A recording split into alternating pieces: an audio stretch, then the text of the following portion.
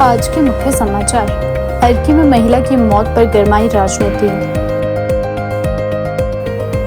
Saudi अरब से लौटे प्रवासी के साथ बड़ी वारदात। नेरवा स्कूल में छात्रा के सवाल ने मुख्यमंत्री का ध्यान खींचा। गेटी थिएटर में सजी समकालीन कला की अनूठी दुनिया। उपायुक्त कार्यालय के बाहर सफाई कर्मचारियों का प्रदर्शन।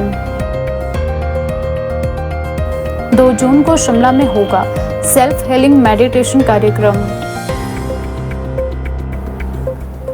भारत की जनगणना 2027 से होगी आरंभ। नगर निगम शिमला के जनरल हाउस बैठक में कई अहम मुद्दों पर चर्चा। अब समाचार विस्तार से। भारत की आगामी जनगणना को लेकर केंद्र सरकार द्वारा जारी अधिसूचना के बाद हिमाचल प्रदेश में भी तैयारियों का दौर शुरू हो गया है। इसी क्रम में जनगणना कार्य निदेशालय हिमाचल प्रदेश द्वारा आज शिमला के ऐतिहासिक रिज मैदान स्थित आशियाना भवन में एक पत्रकार वार्ता का आयोजन किया गया। इस अवसर पर हिमाचल प्रदेश के निदेशक सह मुख्य प्रधान जनगणना पदाधिकारी दीपशिखा शर्मा ने मीडिया को जनगणना प्रक्रिया और उससे जुड़ी तैयारियों की विस्तृत जानकारी दी। पत्रकार वार्ता को संबोधित करते हुए दीपशिखा शर्मा ने बताया कि भारत की अगली जनगणना देश भर में निर्धारित चरणों में आयोजित की जाएगी। उन्होंने कहा कि जनगणना देश की सबसे बड़ी प्रशासनिक और सांख्यिकी प्रक्रिया है, जिसके माध्यम से जनसंख्या, सामाजिक, आर्थिक और आवासीय स्थिति से संबंधित महत्वपूर्ण आंकड़े एकत्र किए जाते हैं। इन आंकड़ों के आधार पर सरकार विभिन्न योजनाओं और नीतियों का निर्माण करती है। उन्होंने बताया कि जनगणना केवल जनसंख्या की गणना तक सीमित नहीं होती है, बल्कि इसके माध्यम से देश के सामाजिक और आर्थिक ढांचे की विस्तृत तस्वीर भी सामने आती है। यही कारण है कि जनगणना के आंकड़े नीति निर्माण, संसाधनों के वितरण,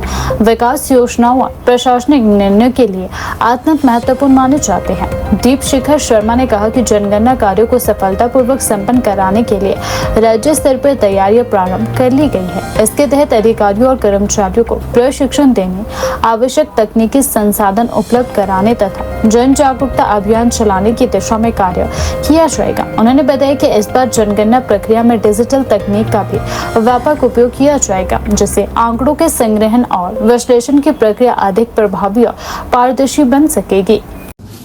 यदि हम जनगणना 2027 की बात करते हैं तो यह हमारे देश की 16वीं जनगणना है और जनगणना बहुत पुराने समय से की जा रही है, जिसका उल्लेख काफी पहले से हमारे पास है। 1871 के बाद आज तक यह 16वीं जनगणना है और इंडिपेंडेंस के बाद यह 8वीं जनगणना है। इसे जनगणना 2027 के नाम से जाना जा रहा है और जनगणना 2027 के बारे में विशेष बात यह है कि जनगणना को डिजिटल माध्यम से किया जा रहा है, सेंसस इन डिजिटल फॉर्म। और इसमें जनगणना कार्य निदेशालय एक बहुत ही महत्वपूर्ण भूमिका निभाता है। जो जनगणना कार्य निदेशालय है ये गृह मंत्रालय के अंडर उनके दिशा निर्देशों के तहत कार्य करता है।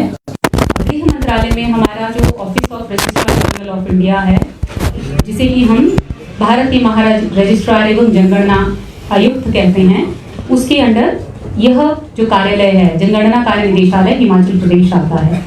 इसी तरह से सभी स्टेट्स में जनगणना कार्य निदेशालय हैं।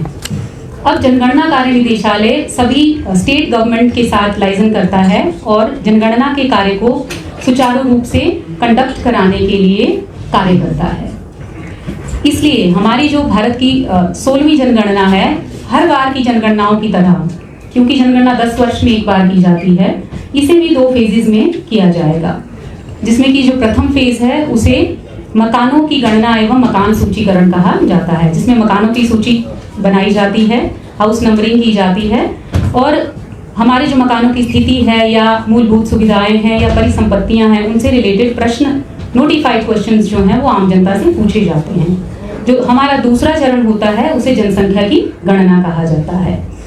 तो इस वक्त हम जनगणना के प्रथम चरण में हैं और आपने देखा होगा कि जो हमारी आज की प्रेस कॉन्फ्रेंस है वो हमारे फर्स्ट फेज से रिलेटेड है, यानी मकानों की गणना एवं मकान सूचीकरण।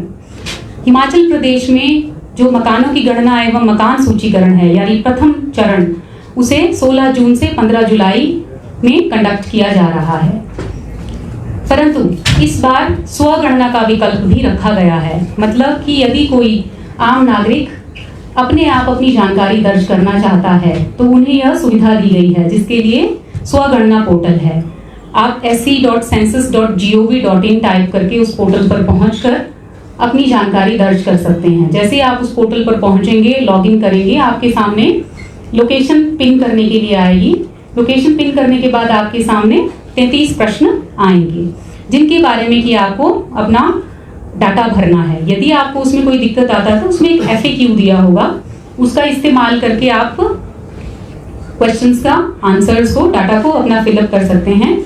और एंड में जब आप अपनी डिटेल्स को सबमिट करेंगे तो उसमें एक आपको ID जनरेट होगा, जिसे कि सेल्फ इन्यूमरेशन ID कहा जाता है। उस ID को आपको संभाल के रखना होगा। बाद में जब हमारा फेज शुरू होता है, जैसे कि 16 जून से 15 जुलाई के भीतर, तो उस वक्त जो प्रगणक है वो हर घर में, हर स्ट्रक्चर में विजिट करेंगे। उस वक्त उनसे उस सेल्फ इन्यूमरेशन ID को शेयर किया जाएगा और वो सेल्फ इन्यूमरेशन ID के मैच करने पर बाद में वो जो भी घर में उपस्थित होते हैं उनके साथ उन प्रश्नों को वेरीफाई करके उसको फाइनली सबमिट कर देंगे। इस तरह से जो हमारे लोग हैं, आम जनता है, उन्होंने यदि स्वगणना में पार्टिसिपेट किया है तो उनका डाटा फाइनली पोर्टल पर फैच हो सकता है। इससे हमारी जो प्रक्रिया है वो और भी ज़्यादा सरल हो जाती है और यह सुनिश्चित हो जाता है कि हमारे ज़्यादा से ज़्यादा लोग जो हैं वो इस प्रक्रिया में अपनी भागीदारी दे रहे हैं। मैं आप लोगों के माध्यम से हमारी हिमाचल की जनता से यह भी आह्वान करूंगी कि वो ज़्यादा से ज़्यादा स्वगणना करके जो है इस प्रक्रिया में पार्टिसिपेट करें। यदि कोई इस प्रक्रिया में पार्टिसिपेट भी नहीं करते हैं तो भी प्रगणक को आना ही है, हर घर में आना है, हर घर की नंबरिंग होगी और जो आंकड़े हैं उनको एकत्रित किया जाएगा। और ये जो हमारा प्रोसेस चलेगा, ये 1 महीने का प्रोसेस है जो कि 16 जून से 15 जुलाई तक चलेगा, हमारे जनगणना के प्रथम चरण का। तो ये जनगणना के बारे में एक बेसिक डिटेल थी। इसके बारे में आगे मैं आपको जो ये पावर पॉइंट प्रेजेंटेशन है हमारी, इसके थ्रू मैं आपको और भी ज़्यादा जितनी भी निटी ग्रिटीज हैं उसके बारे में मैं आपको बताना चाहूँगी। इसकी आउटलाइन इस तरह से है कि पहले हम सेंसस के बैकग्राउंड के बारे में बात करेंगे कि सेंसस क्या है, कब से स्टार्ट हुआ। उसके बाद हम जनगणना 2027 के बारे में बात करेंगे कि इसके क्या क्या फेजेस हैं, डिटेल में बात करेंगे और इसके लिए हमने क्या क्या तैयारियां कर रखी हैं, हम किस तरह से जनगणना को हिमाचल प्रदेश में कंडक्ट करने वाले हैं। और तीसरा कि जनगणना में कौन कौन, जैसा कि मैंने आपको बताया कि जनगणना जो है उसे डिजिटल माध्यम से किया जा रहा है, तो उसमें क्या क्या ऐसे डिजिटल टूल्स हैं जिसको हम इस्तेमाल कर रहे हैं, जिन्हें इस्तेमाल करने से ट्रेनिंग ऑर्गेनाइज करने वालों को भी और जो हमारे प्रगणक और पर्यवेक्षक हैं यानी गणनाकार हैं उनको भी और हमारी आम जनता को भी, जिसके फायदे होंगे और हमारा प्रोसीजर और भी ज़्यादा आसान होगा। और बाकी चीज़ें जो हैं जो भी इन दोनों फेजेस में आएंगी उनके लिए हमें फायदा होगा। Next slide.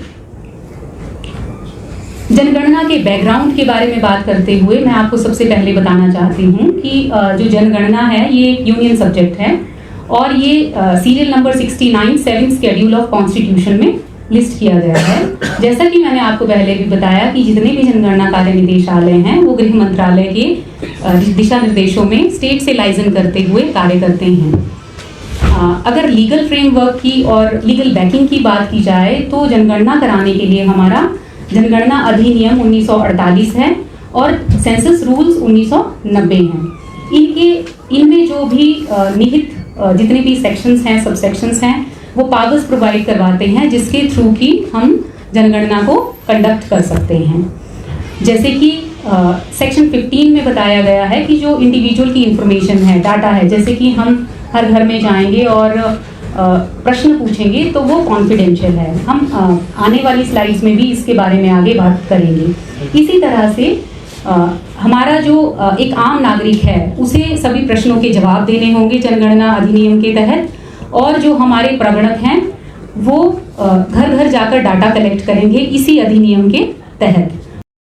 हिमाचल प्रदेश के अलकी क्षेत्र में पृथ्वी के ऑपरेशन के दौरान एक महिला की हुई दर्दनाक मौत को लेकर प्रदेश की राजनीति गर्मा गई है। मामले ने राजनीतिक रूप ले लिया है और विपक्षी दल भाजपा ने कांग्रेस सरकार को कटघरे में खड़ा कर दिया है। भाजपा प्रदेश प्रवक्ता संदीपनी भारद्वाज ने इस मामले में प्रदेश के स्वास्थ्य मंत्री डॉक्टर धनीराम शांडिल द्वारा दिए गए बयान पर तीखी प्रतिक्रिया देते हुए उसे बेहद संवेदनशील, अमानवीय और गैर जिम्मेदाराना करार दिया है। संदीपनी भारद्वाज ने कहा कि जिस परिवार ने अपनी बेटी और बहू को खोया है उसके दुख को शब्दों में बयान नहीं किया जा सकता। परिवार इस समय गहरे मानसिक आघात और पीड़ा से गुजर रहा है। ऐसे संवेदनशील समय में सरकार और स्वास्थ्य मंत्री का दायित्व बनता है कि वे पीड़ित परिवार के प्रति सहानुभूति प्रकट करें, घटना पर गंभीरता दिखाए और निष्पक्ष जांच का भरोसा दे। लेकिन मंत्री का बयान यह दर्शाता है कि सरकार जनता की भावनाओं को समझने में पूरी तरह विफल साबित हुई है। उन्होंने कहा कि किसी भी लोकतांत्रिक व्यवस्था में जनता का स्वास्थ्य सर्वोच्च प्राथमिकता होनी चाहिए, लेकिन हिमाचल प्रदेश में स्वास्थ्य सेवाओं की स्थिति लगातार खराब होती जा रही है। प्रदेश के कई सरकारी अस्पतालों में विशेषज्ञ डॉक्टरों की भारी कमी बनी हुई है। कई अस्पतालों में आधुनिक चिकित्सा उपकरणों का अभाव है, जबकि ग्रामीण क्षेत्रों में स्वास्थ्य सेवाएं लगभग बदहाल स्थिति में पहुंच चुकी है। मरीजों और उनके परिजनों की छोटी छोटी चिकित्सा सुविधाओं के लिए भारी परेशानियों का सामना भी करना पड़ रहा है। भाजपा प्रवक्ता ने आरोप लगाया कि कांग्रेस सरकार स्वास्थ्य व्यवस्था को मजबूत करने में पूरी तरह विफल रही है। उन्होंने कहा कि सरकार केवल बड़े बड़े वादे और घोषणाएं कर रही है, लेकिन जमीनी स्तर पर स्थिति बेहद चिंताजनक है। प्रदेश के अस्पतालों में डॉक्टर के खाली पद लंबे समय से नहीं भरे गए हैं, जिसके कारण मरीजों को उचित उपचार नहीं मिल रहा है। उन्होंने कहा कि यदि समय रहते स्वास्थ्य सेवाओं में सुधार नहीं किया गया तो शायद इस प्रकार के दुखद घटनाओं को रोका नहीं जा पाएगा। संदीपनी भारद्वाज ने कहा कि अर्की में हुई महिला की मौत केवल एक परिवार की त्रासदी नहीं है, बल्कि यह प्रदेश की स्वास्थ्य व्यवस्था की गंभीर खामियों को उजागर करने वाली घटना है। उन्होंने कहा कि यदि ऑपरेशन के दौरान किसी भी स्तर पर चिकित्सकीय और लापरवाही हुई है तो सरकार को मामले की उच्च स्तरीय और पारदर्शी जांच करवानी चाहिए। दोषी पाए जाने वाले डॉक्टरों, कर्मचारियों या अधिकारियों के खिलाफ सख्त कानूनी कार्यवाही होनी चाहिए ताकि भविष्य में किसी अन्य परिवार की स्थिति ऐसी न हो। उन्होंने स्वास्थ्य मंत्री के बयान पर सवाल उठाते हुए कहा कि संवेदनशील पदों पर बैठे लोगों को अपने शब्दों का चयन बेहद सावधानी और जिम्मेदारी के साथ करना चाहिए। मंत्री का बयान न केवल पीड़ित परिवार की भावनाओं को ठेस पहुंचाने वाला है, बल्कि इससे सरकार की संवेदनहीन कार्यशैली भी सामने आई है। नमस्कार। सबसे पहले तो अर्की में जो एक संवेदनशील घटना घटी है कि एक पथरी के ऑपरेशन में एक हमारी बहन, हमारी बेटी की डॉक्टरों की नालायकी से उसकी जान नहीं बच पाई, उसके परिवार को मैं संवेदना प्रकट करता हूं।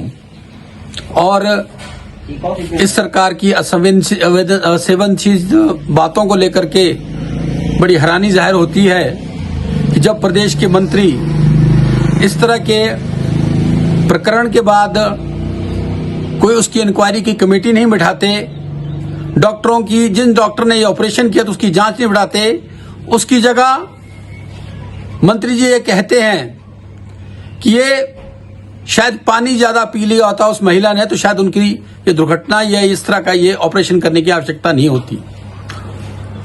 माननीय मंत्री जी जो आदरणीय सुख सरकार के बहुत पूर्ण मंत्री हैं, मैं उनको बताना चाहता हूं कि एक आप प्रदेश के आप हेल्थ मिनिस्टर हैं। किसी भी हॉस्पिटल में अगर इस तरह की घटना होती है आपको उसकी जांच बिठानी चाहिए, ऐसे डॉक्टरों को सस्पेंड करना चाहिए ताकि प्रदेश में इस तरह की आगे की घटना ना हो। ये बात यहीं खत्म नहीं होती। हिमाचल प्रदेश के सारे मंत्री इसी तरह का व्यवहार कर रहे हैं, जहां हेल्थ मिनिस्टर ने यह बयान देके पल्ला झाड़ दिया कि पेशेंट को ज्यादा पानी पीना चाहिए था।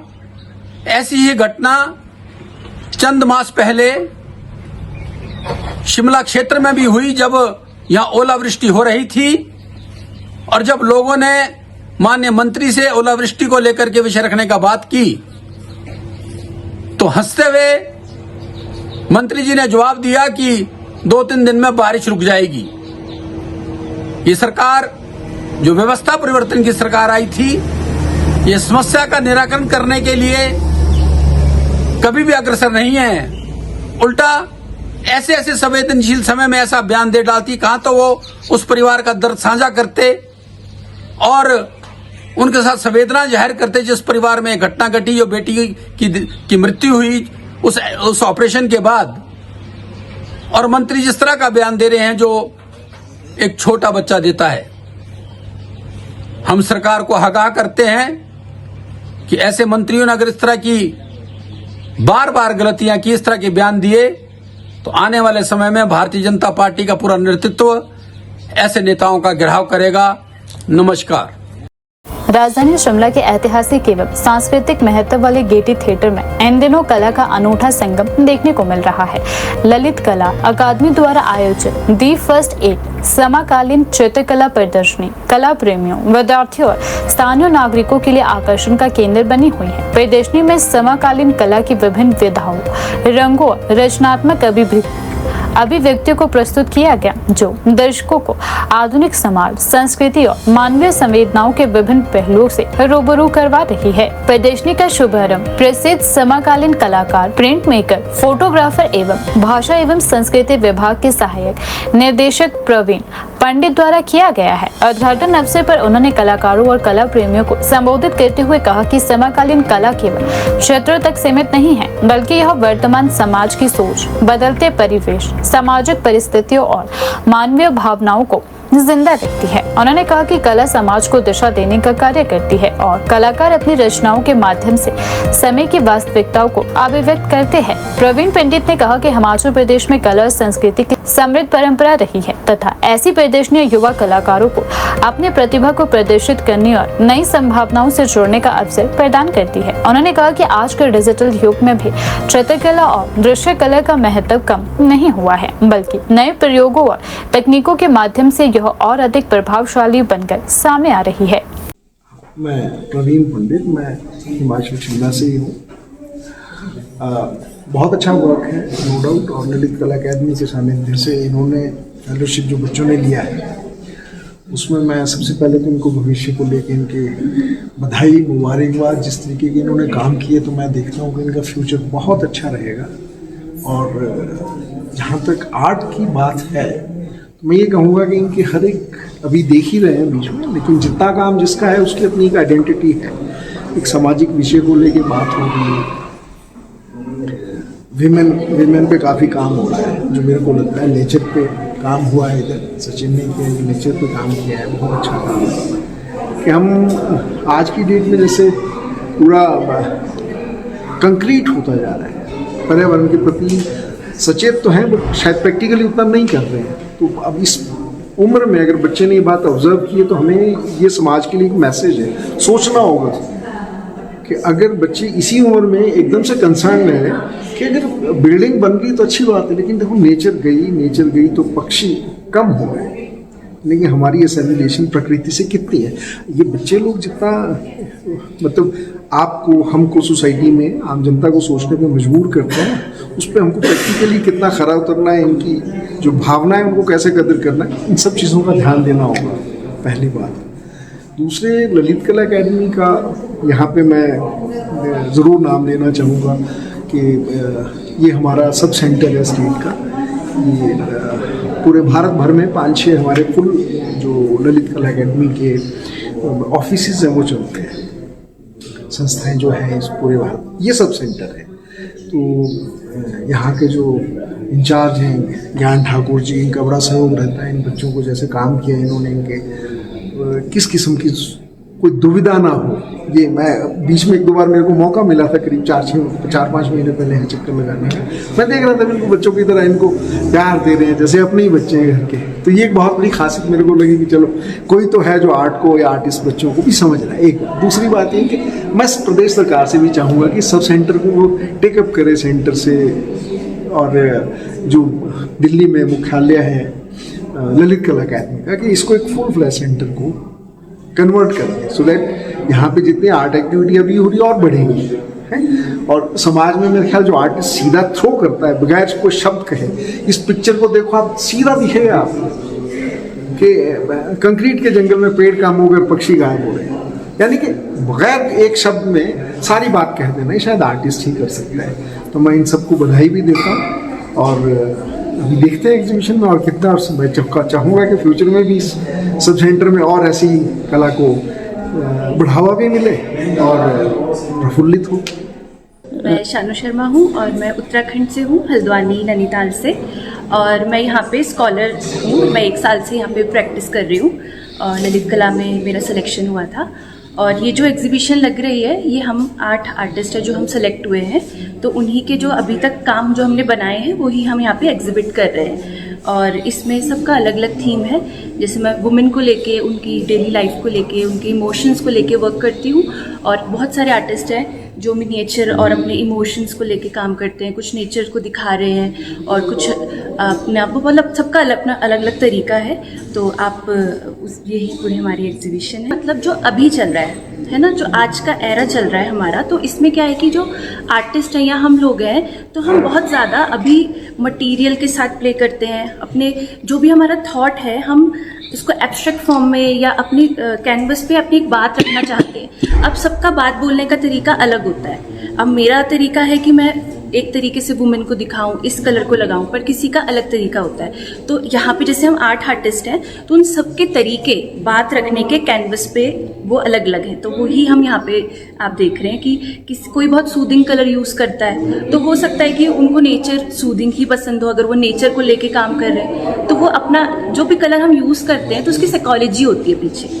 तो वही चीज़ है कि हो सकता है कि उनका इमोशन कुछ और रहा हो। जैसे मैं रेड कलर यूज़ करती हूँ अपनी पेंटिंग्स में, तो वो वुमेन, फेमिनिन एनर्जी, वूम का कलर, क्योंकि मैं वुमेन को लेके वर्क कर रही हूँ, तो मैं उस तरीके का कलर यूज़ कर रही हूँ। तो उस तरीके से राजधानी शिमला के बचत भवन में आज नगर निगम शिमला की महत्वपूर्ण चैनल हाउस बैठक आयोजित की गई। बैठक की अध्यक्षता महापौर सुरेंद्र चौहान ने की। इस दौरान शहर के विकास, सफाई व्यवस्था, पेयजल आपूर्ति, पार्किंग सुविधाओं और अन्य जनहित से जुड़े विभिन्न मुद्दों पर विस्तार से चर्चा की गई। पार्षदों ने अपने अपने वार्डों से संबंधित समस्याओं और विकास कार्यों को लेकर सुझाव भी रखे तथा शहर के समग्र विकास के लिए कई महत्वपूर्ण प्रस्तावों पर विचार विमर्श भी किया गया। बैठक के दौरान शहर में चल रही विकास कार्यों की समीक्षा की गई और विभिन्न परियोजनाओं की प्रगति पर चर्चा हुई। पार्षदों ने नागरिक सुविधाओं को और बेहतर बनाने के लिए कई सुझाव भी दिए। सफाई व्यवस्था को मजबूत करने, पेयजल आपूर्ति में सुधार लाने तथा पार्किंग की समस्या के समाधान को लेकर विस्तृत चर्चा की गई। महापौर ने अधिकारियों को जनहित से जुड़े मामलों को प्राथमिकता के आधार पर निपटाने के निर्देश भी दिए। जनरल हाउस की बैठक में शहर की एक सोसाइटी में बिना अनुमति प्रवेश कर वहां बहस और विवाद करने की घटना भी चर्चा का विषय बने। इस मामले में कई पार्षदों ने चिंता व्यक्त करते हुए इसे नगर निगम और शहर की छवि के लिए नुकसानदायक बताया है। मामले पर प्रतिक्रिया देते हुए महापौर सुरेंद्र चौहान ने कहा कि इस प्रकार की घटनाएं किसी भी स्थिति में स्वीकार्य नहीं है और इससे नगर निगम की कार्य प्रणाली तथा शहर की प्रतिष्ठा प्रभावित होती है। महापौर ने कहा कि नियमों और प्रक्रियाओं का पालन करना सभी के लिए आवश्यक है। यदि किसी कर्मचारी या संबंधित समिति के सदस्य द्वारा अधिकारों का दुरुपयोग किया गया है या अनुचित व्यवहार किया गया है, तो उसके खिलाफ उचित कार्यवाही की जाएगी। उन्होंने स्पष्ट शब्दों में कहा कि अनुशासनहीनता और नियमों के उल्लंघन को किसी भी कीमत पर बर्दाश्त नहीं किया जाएगा। ये देखिए, हमारी मासिक बैठक थी जो हर महीने होती है, उसको लेकर के विभिन्न मुद्दे जो हर एक पार्षद अपने वार्ड से रिलेटेड हुई और शिमला की डेवलपमेंट को लेकर के हम सारे मुद्दे उसमें चर्चा भी करते हैं और उसको हाउस के द्वारा पारित किया जाता है। उसी तरह उस संदर्भ में हमारे आज कई क्वेश्चंस भी लगे थे जिसमें हमारे टावर का एक रेंट बढ़ाने की बात थी, लिफ्ट के पास उसको हमने काम किया उस पर। और तीसरा 2-3 इश्यूज ऐसे आए थे जिसमें सफाई कर्मचारी को लेकर के कि हमारे सफाई के जो कर्मचारी वो काफ़ी कम है, उसको भी बढ़ना चाहिए, तो उसको लेकर भी हमारी चर्चा हुई है। और विभिन्न तरह के मुद्दे जिसमें, और जैसे कुछ जगह हमारे ग्राउंड के से रिलेटेड थे कि भी हमारे यहाँ ग्राउंड की फीस, और आज आने वाले समय में हम उसको बराड़ी में जो हमारा मैचेस होने हैं उसको भी हमने उस पर लिया है कि अब जो चिट्टे के अगेंस्ट एक बड़ी मुहिम क्रिकेट के टूर्नामेंट को हम ऑर्गेनाइज करने जा रहे हैं। ये सारी चीज़ें हमारी चर्चा में हुई। और ऐप एक हमारा जो शिमला में है, हमारे यहाँ जो हर घर में जो रिक्वायरमेंट होती है, चाहे प्लम्बर है, इलेक्ट्रीशियंस है और कारपेंटर है, ब्यूटिशियंस है, इसके लेकर के हमने एक ऐप बनाई है। ऐप बनाने का हमने पास किया जिसमें HPSCDC के थ्रू माध्यम से हम इसको काम को करेंगे और उसका लगभग 11 लाख के लागत से इसको हम ऐप बनाएंगे। इसके साथ साथ जो इसमें और चीज़ें भी हम ऐड करेंगे, जैसे सेल्फ हेल्प ग्रुप्स है, महिलाएं घरों में बहुत सारा काम करती हैं, जैसे इसमें अचार है, पापड़ है, दूसरी चीज़ें भी बनाती हैं, जो ऊन की चीज़ें भी बनाती हैं, क्रोशिया के काम भी करती हैं। उन सबको हम इसमें ऐप के साथ जोड़ना चाहते हैं ताकि उनको रोज़गार भी मिले। और मेन मकसद इसमें है कि घर द्वार जो है आपको इन सुविधाओं का फ़ायदा मिल सके।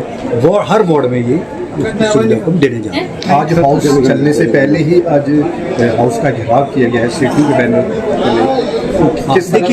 देखिए मुझे बड़ी ये कहते बड़ा दुख हो रहा है कि अब एक जिम्मेवार नागरिक की जो भूमिका होती है तो उसको जो सीटों के द्वारा किया गया वो बड़ा उससे मैं बड़ा हैरान हुआ कि किस तरह से आप इलेक्टेड हाउस के अंदर घुस करके उसकी कार्य प्रणाली को उसको रोकने का प्रयास कर रहे हैं। तो एक बड़ा जिन चीज़ों को लेकर के हमने ऑलरेडी प्रोसेस में किया हो तो बावजूद उसके इस तरह का कार्य करना बड़ा निंदा करने वाली बात है। और मैंने इसमें पूरे हाउस ने इसको बहुत गंभीरता से लिया और इसको हमने मिनट्स में लिया कि ये जो कार्रवाई है इस कार्रवाई को जो दखल देने का जिन लोगों ने प्रयास किया है उसको बहुत गंभीरता से लिया जाएगा और आगे माननीय उच्च न्यायालय में भी इसको चला उसको भी हम उसमें रखेंगे। और ये कोई एक दो आदमी की बात नहीं है, ये कि इलेक्टेड बॉडी जब कोई डिसीजन ले रही है कोई करते हैं तो आप उसके अंदर आप घुस जाओगे तो ये कौन सी गुंडागर्दी है। हिमाचल प्रदेश के ऊना जिले में प्रवासी भारतीयों के साथ हुई लूट की सनसनीखेज घटना ने लोगों को झकझोर कर रख दिया है। विदेश से मेहनत की कमाई लेकर अपने घर लौट रहे एक व्यक्ति को रास्ते में ही नशीला पदार्थ खिलाकर लूट लिया गया। पीड़ित व्यक्ति की पहचान फतेहपुर क्षेत्र के रहने वाले सतनाम सिंह के रूप में हुई है, जो ऊना का रहने वाला है, जो हाल ही में सऊदी अरब से वापस भारत लौटा था। घटना के बाद क्षेत्र में दहशत और चिंता का माहौल बना हुआ है। वहीं पुलिस ने मामला दर्ज कर जांच भी शुरू कर दी है। जानकारी के अनुसार सतनाम सिंह लंबे समय से सऊदी अरब में नौकरी कर रहे थे। वह कई महीनों बाद अपने घर लौट रहे थे और दिल्ली पहुंचने के बाद हिमाचल प्रदेश आने के लिए बस में सवार हुए। परिजनों के अनुसार उनके पास विदेश में की गई मेहनत की कमाई, जरूरी दस्तावेज, मोबाइल फोन और अन्य कीमती सामान मौजूद था, लेकिन उन्हें यह अंदाजा नहीं था कि घर पहुंचने से पहले ही अपराधियों का शिकार बन जाएंगे। बताया जा रहा है कि दिल्ली से हिमाचल आने वाली बस में यात्रा के दौरान कुछ अज्ञात लोगों ने सतनाम सिंह से बातचीत शुरू की। पहले उन्होंने दोस्ताना व्यवहार किया और फिर रास्ते में खाने पीने की वस्तु दी। आशंका जताई जा रही है कि उसे खाने या पेय पदार्थ में नशीला पदार्थ मिलाया गया था। इसे खाने के कुछ समय बाद सतनाम सिंह की तबीयत बिगड़ने लगी और वे अचेत अवस्था में पहुंच गए। सूत्रों के अनुसार जब बस हिमाचल की सीमा में पहुंची तो यात्री और बस स्टाफ को सतनाम सिंह की हालत संदिग्ध लगी। बाद में उन्हें गंभीर हालात में उपचार के लिए अस्पताल पहुंचाया गया। होश आने पर उन्हें पता चला कि उनके पास मौजूद नकदी, मोबाइल फोन, बैग और अन्य कीमती सामान गायब था। घटना की जानकारी मिलते ही परिजनों में हड़कंप मच गया। पीड़ित सतनाम सिंह ने बताया कि वह सऊदी अरब से काफी समय बाद अपने परिवार से मिलने लौट रहे थे। उन्होंने विदेश में कड़ी मेहनत कर कुछ पैसे कमाए थे जिन्हें वह घर लेकर आ रहे थे, लेकिन रास्ते में ही अपराधियों ने उन्हें अपना शिकार बना लिया। उन्होंने कहा कि उन्हें बस में मिले लोगों पर शुरुआत से ही कुछ शक था, क्योंकि वे सामान्य यात्रियों की तरह व्यवहार नहीं कर रहे थे। घटना के बाद परिजनों ने पुलिस प्रशासन से दोषियों को जल्द गिरफ्तार करने की मांग की है। परिवार का कहना है कि विदेश में कठिन परिस्थितियों में मेहनत करके कमाई गई रकम इस तरह लूट लिया जाना बेहद दुखद है। उन्होंने कहा कि यदि बसों और सार्वजनिक परिवहन में सुरक्षा व्यवस्था मजबूत होती तो शायद इस प्रकार की घटनाओं को रोका जा सकता था। उधर पुलिस ने मामला दर्ज कर जांच भी शुरू कर दी है। पुलिस अधिकारियों का कहना है कि प्रारंभिक जांच में मामला नशीला पदार्थ खिलाकर लूटपाट करने का प्रतीत हो रहा है। पुलिस बस के रूट, यात्रियों और सीसीटीवी फुटेज की जांच कर रही है। साथ ही बस स्टाफ और अन्य यात्रियों से भी पूछताछ की जा रही है ताकि आरोपियों की पहचान की जा सके। सतनाम सिंह सन ऑफ बलवीर सिंह ग्राम फतेहपुर के वासी, जो कि सऊदी अरब में लगभग 3.5 साल लगाकर अपने घर फतेहपुर में आ रहे थे।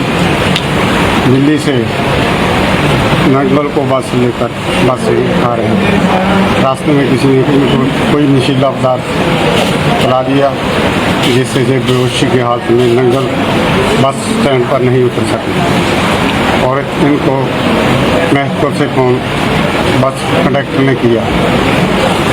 इन्होंने भी उन्होंने नंगल से पता किया तो फिर ये उन्ना में पहुंच चुके थे।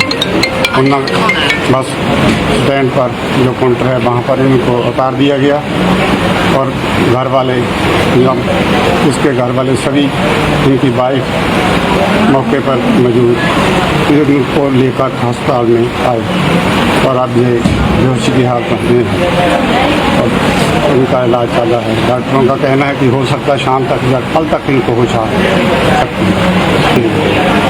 क्या नाम है जी आपका? मेरा नाम प्रवीण कुमारी है, मैं इसकी पत्नी सतनाम सिंह की।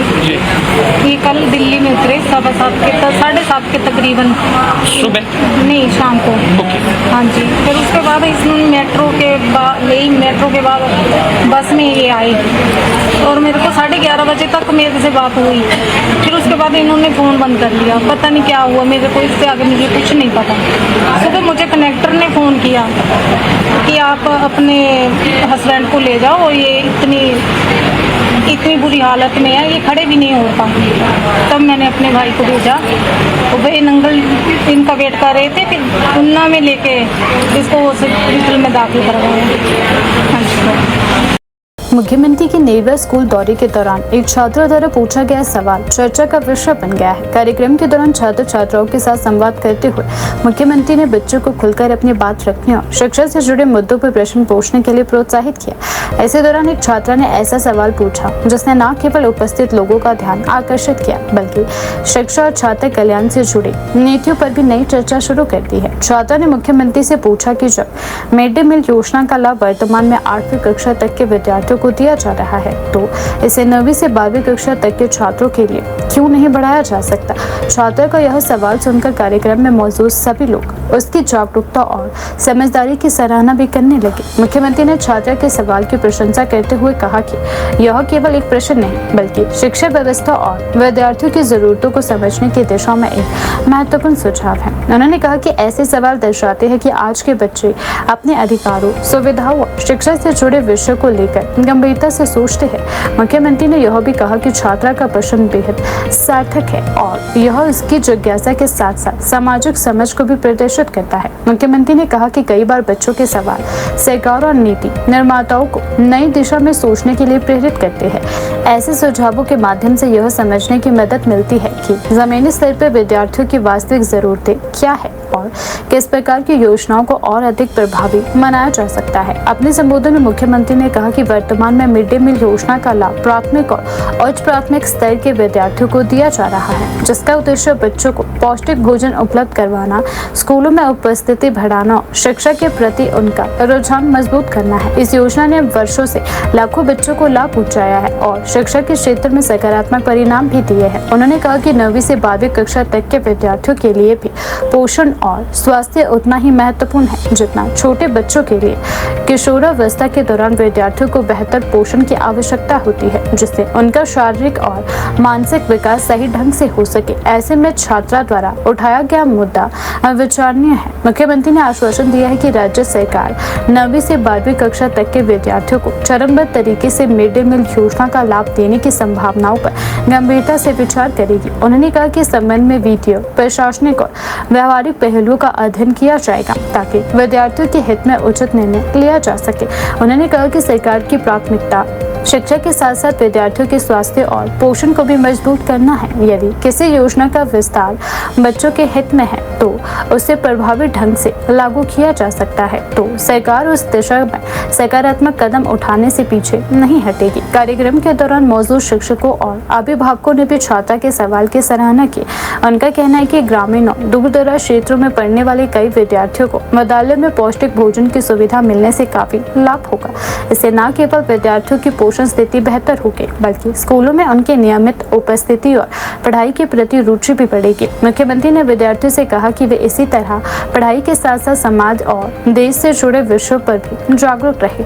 उन्होंने कहा कि बच्चों के विचार और सुझाव भविष्य की नीतियों को बेहतर बनाने में महत्वपूर्ण भूमिका निभा सकते हैं। लोकतंत्र में प्रत्येक नागरिक की आवाज महत्वपूर्ण होती है और बच्चों की जिज्ञासाएं कई बार बड़े बड़े बदलावों की आधारशिला बन जाती है। Mid day meal 8th class तक मिलता है और आप 10th में हो। Yes sir. आपने ये सवाल क्यों पूछा? सर क्योंकि सिर्फ और सिर्फ 8 तक के ही बच्चों को मिड डे मील मिलता है, तो हमारे को क्यों नहीं मिलता है? इसलिए हम बच्चे नहीं है क्या सर?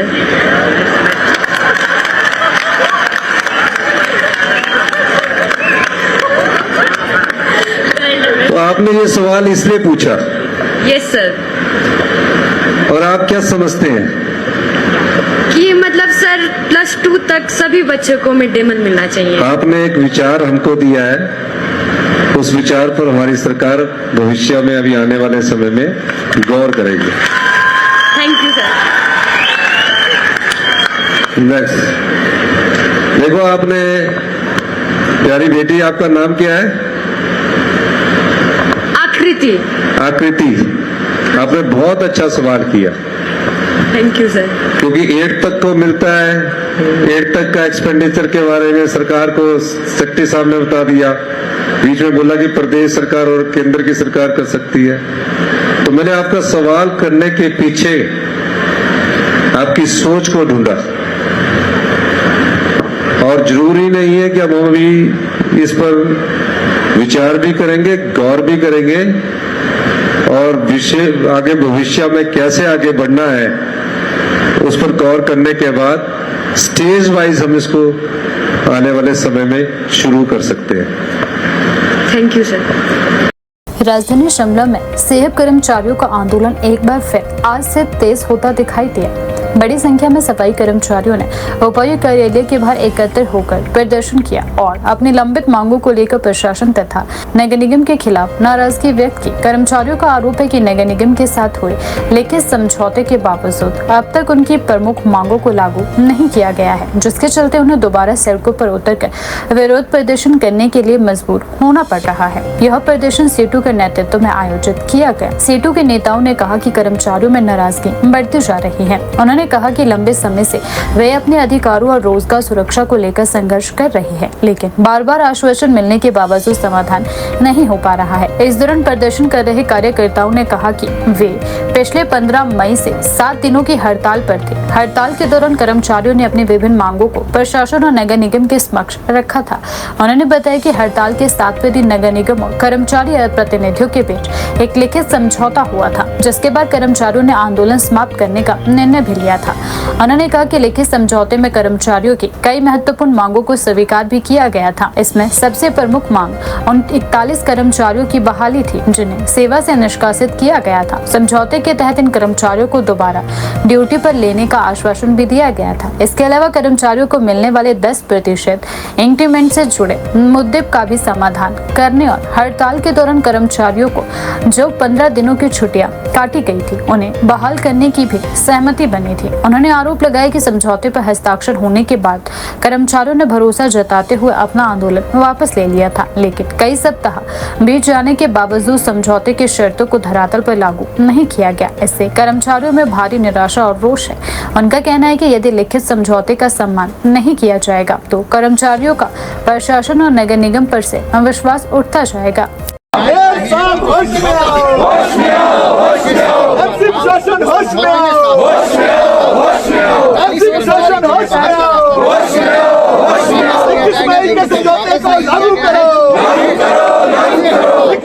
समझौते को लागू करो। कर्मचारियों की सेवाएं बहाल करो। कर्मचारियों की सेवाएं बहाल करो। कर्मचारियों की सेवाएं बहाल करो।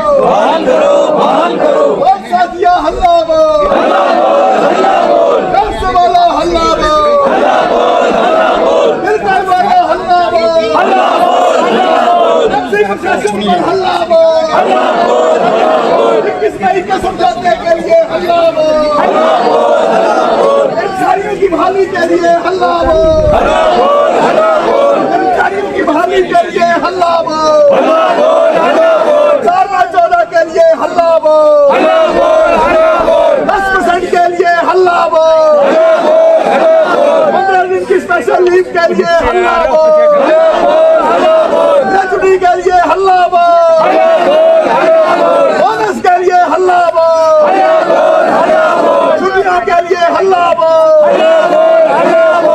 आपको मालूम है कि 15 मई से एक हड़ताल शुरू हुई थी जो बाकायदा 14 दिन का नोटिस, कानूनी नोटिस देने के बाद शुरू की गई थी, और उस हड़ताल के 7वें दिन एक समझौता हुआ था जो नगर निगम के मेयर हैं और जो यूनियन के समक्ष, और लिखित समझौता हुआ था। उस लिखित समझौता में कुछ बातें तय की गई थी, जिसमें विशेष तौर पर जो आंदोलन के दौरान, हड़ताल के दौरान 41 कर्मचारी निष्कासित किए गए थे, उनकी सेवाओं को बहाल करने का सवाल था। 10% इंक्रीमेंट जो काटी गई है उसको बहाल करने का सवाल था। तो जो 15 दिन की स्पेशल लीव काटी गई है उसको बहाल करने का सवाल था। जो 4/9/14 सभी मजदूरों को लागू नहीं होता, उन सबको, सभी मजदूरों को उसको लागू करने का सवाल था। ये सारे विषयों को लेकर जो एक समझौता हुआ था। और हमारे देश का जो औद्योगिक विवाद अधिनियम है 1947 का कानून है, उसकी धारा 1 जो है उसके अनुसार ये द्विपक्षीय समझौता जो दो पक्षों के बीच में होता है, ये अपने आप एक कानून बन जाता है। लेकिन ये समझौता होने के 8 दिन के बाद भी इस समझौते को लागू नहीं किया जा रहा है। कुछ विषयों पर मेयर साहब ने कहा था कि मैंने ये निर्णय ले लिया है कि इन चीज़ों को लागू करेंगे, लेकिन एजीएम इसको फाइनल करेगा। लेकिन जो निष्कासित किए गए थे कर्मचारी, उनके विषय में मेयर साहब ने ये तुरंत कहा था कि इनकी सेवाएं तुरंत बहाल की जाएंगी, और ये लिखा गया था समझौते के अंदर कि उनकी सेवाएं बहाल की जाएंगी। लेकिन 8 दिन बीतने के बावजूद भी उनकी सेवाओं को बहाल नहीं किया गया है। तो इसलिए हमारे पास और कोई चारा नहीं है कि एक लिखित समझौते को जब आप दरकिनार कर देंगे, जब आप उसको लागू नहीं करेंगे, कानून की आप एक तरह से वेलना करेंगे, तो निश्चित तौर से एक बार पुनः जो है यूनियन को आज मजबूर होकर आंदोलन पर उतरना पड़ा है। और इसलिए आज हमने ये प्रदर्शन किया है। और आज क्योंकि जनरल हाउस भी है नगर निगम का, और हम सारे काउंसलर्स से भी अपील करेंगे कि ये जो मुद्दा है इन लोगों का, ये बड़ी कड़ी मेहनत करते हैं, बहुत कम वेतन मिलता है और बड़ा ये मुश्किल काम है। ये काम करने के बावजूद इनकी जो तनख्वाहें हैं बहुत कम है, और जब ये आंदोलन करते हैं अपनी मांगों को लेकर तो निष्कासित किया जाता है। उसके निष्कासन को समझौता करने के बावजूद बहाल नहीं किया जाता। तो वो भी इस विषय को जो हाउस के अंदर उठाएं, और हम फिर उम्मीद कर रहे हैं कि मेयर साहब अपने समझौते को लागू करें जो उन्होंने किया था।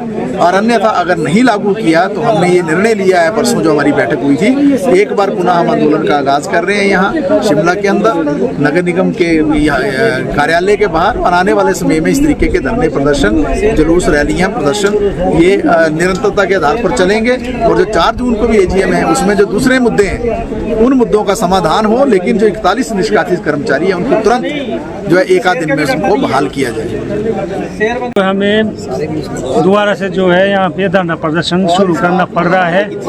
ये इसलिए किया जा रहा है क्योंकि हमारे जो 41 कर्मचारी हैं जो एमसी प्रशासन ने टर्मिनेट किए हैं, और हम ये धरना प्रदर्शन तब तक जारी रहेगा जब तक जो हमारे 41 कर्मचारी की नौकरी बहाल नहीं की जाती। चित मेयर साहब से भी हुई है और मेयर साहब से हुई है। इन्होंने हमें आश्वासन दिया कि आज या कल में जो है जो 41 कर्मचारी है इनकी बहाली की जाएगी।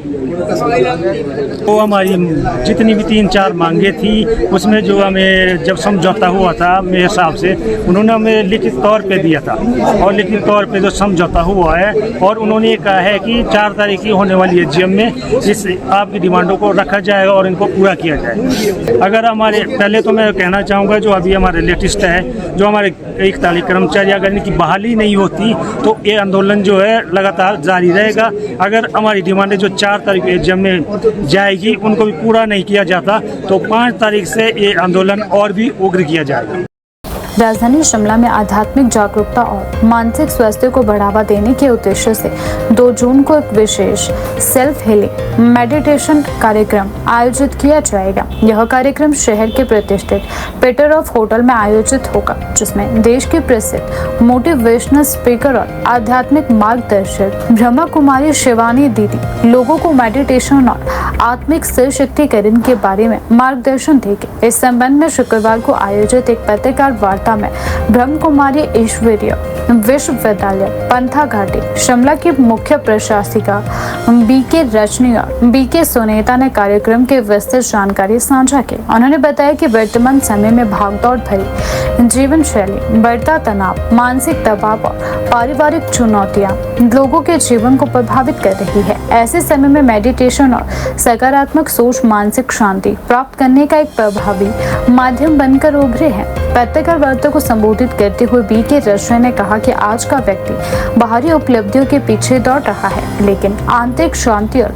आत्मिक संतुलन की कमी के कारण तनाव, चिंता और अवसाद जैसी समस्याएं बढ़ रही है। उन्होंने कहा कि सेल्फ हीलिंग मेडिटेशन कार्यक्रम का मुख्य उद्देश्य लोगों को स्वयं को समझने, अपने विचारों को सकारात्मक दिशा देने और मानसिक रूप से सुरक्षित बनाने का मार्ग दिखाना है। उन्होंने कहा कि ब्रह्म कुमारी संस्थान वर्षों से आध्यात्मिक शिक्षा और राजयोग मेडिटेशन के माध्यम से समाज में सकारात्मक परिवर्तन लाने का कार्य कर रहा है। मेडिटेशन केवल ध्यान लगाने की प्रक्रिया नहीं, बल्कि यह आत्मिक शक्ति को जागृत करने और जीवन की चुनौतियों का सकारात्मक ढंग से सामना करने की कला भी है। उन्होंने विश्वास जताया है कि यह कार्यक्रम लोगों के जीवन में नई ऊर्जा और सकारात्मकता का संचार करेगा। ओम शांति। आज हम प्रजापिता ब्रह्मा कुमारी ईश्वरीय विश्वविद्यालय पंथा घाटी से आपके बीच में यहाँ पहुँचे हैं। आज हमारा यहाँ आने का मुख्य मकसद है आप सभी मीडिया कर्मचारियों को एक आध्यात्मिक सम्मेलन में निमंत्रण देने के लिए हम यहाँ आए हैं। हमारा एक विशेष कार्यक्रम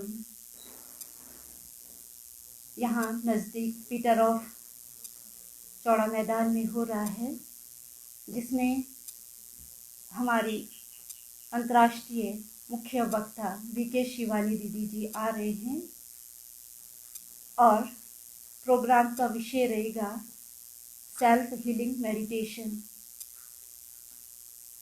इसका अर्थ है हम अपने मन, शरीर और संबंधों में सकारात्मक मधुरता भरे और कार्यक्रम का यही थीम है और मकसद भी है कि हम सभी मनुष्य आत्माओं तक ये संदेश दे सके कि आज की इस भागदौड़ की जीवन में हम कैसे तनाव मुक्त रहें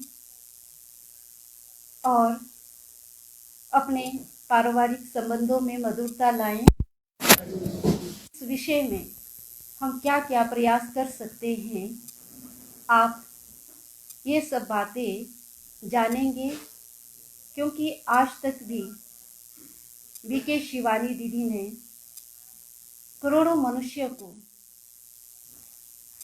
लाभ दिया है और आज भी ले रहे हैं।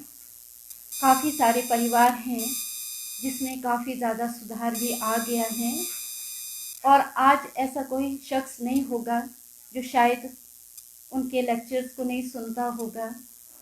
सभी सुनते हैं और सभी को बहुत अच्छी प्रेरणा मिलती है। तो हम चाहते हैं कि आप सभी इस कार्यक्रम का लाभ लें, ज़रूर आएं और इसमें लगभग 4000 से भी अधिक लोग आ रहे हैं। कार्यक्रम के मुख्य अतिथि गवर्नर साहब भी इसमें आ रहे हैं और अन्य बहुत विशिष्ट अतिथि भी इस प्रोग्राम में भाग ले रहे हैं और कई ऐसे जाने माने व्यक्ति इस कार्यक्रम में आ रहे हैं।